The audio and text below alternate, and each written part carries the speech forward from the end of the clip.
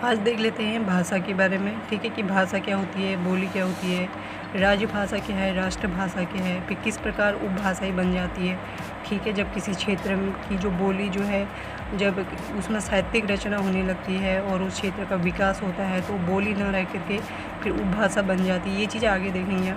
तो भाषा एक माध्यम है जिसके द्वारा मनुष्य अपने मन के भाव विचारों को बोलकर, लिखकर, पढ़कर प्रकट करता है। ठीक है, भाषा जो है संचार का प्राथमिक वाहन है। भाषा व्यक्ति के व्यक्तित्व और समाज की संस्कृति को दर्शाता है और भाषा ही जो है संस्कृति का विकास करती है। ठीक है, राजभाषा किसे कहते हैं। ठीक है, तो किसी प्रदेश की राज्य सरकार द्वारा उस राज्य के अंतर्गत प्रशासनिक कार्यों को संपन्न करने के लिए जिस भाषा का प्रयोग किया जाता है उसे राजभाषा कहते हैं। ठीक है, क्या राज्य सरकार जो है एक ही भाषा को राजभाषा घोषित कर सकती है?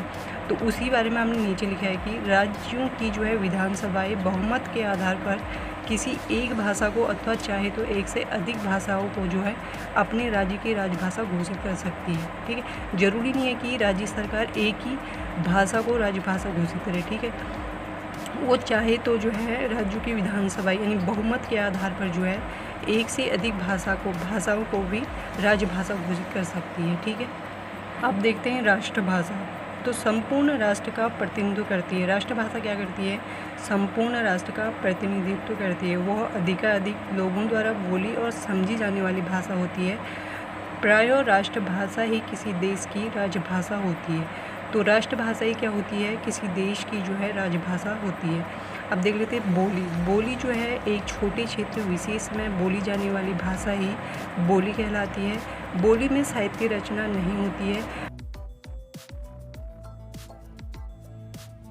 वैसे तो बोली में जो है साहित्यिक रचना नहीं होती है, लेकिन अगर किसी बोली में साहित्यिक रचना होने लगती है और उस क्षेत्र का विकास हो जाता है तो वह बोली ना रहकर उपभाषा बन जाती है। ठीक है, अगर बोली में साहित्यिक रचना होती है, उस क्षेत्र का विकास होने लगता है तो बोली ना रहकर क्या हो जाती है?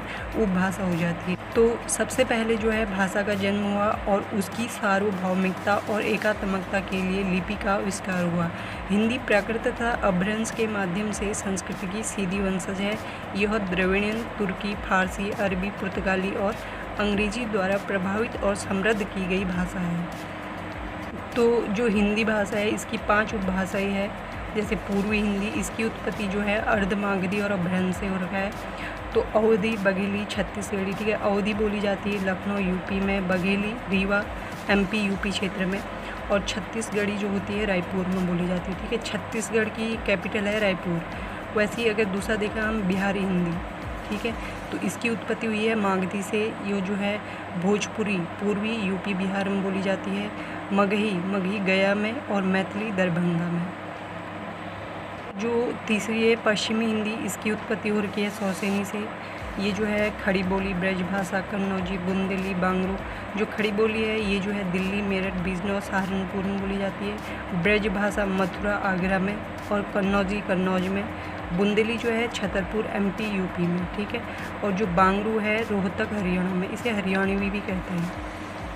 राजस्थानी हिंदी देखें तो हम इसकी उत्पत्ति जो है सौरसेनी से हो रखी है। जयपुरी बोली जाती है जयपुर में। निमाड़ी खांडवा एमपी, मालवी मालवा उज्जैन।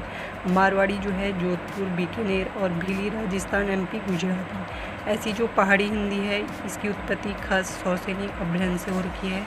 कुमाऊनी जो है अल्मोड़ा नैनीताल में बोली जाती है, और जो गढ़वाली होती है टिहरी गढ़वाल में। ठीक है, और क्या कहते हैं ये चार्ट काफ़ी इंपॉर्टेंट है, यहाँ से क्वेश्चन फंसते हैं। ठीक है, जो इसकी हिंदी की जो उपभाषा ये है 5, इसके अलावा और जो पीछे बताया हमने वहाँ से भी फंस सकते हैं। ठीक है, तो अच्छे से इसको देख लेना, ये काफ़ी इंपॉर्टेंट है। तो मिलते हैं नेक्स्ट वीडियो के साथ। All the best.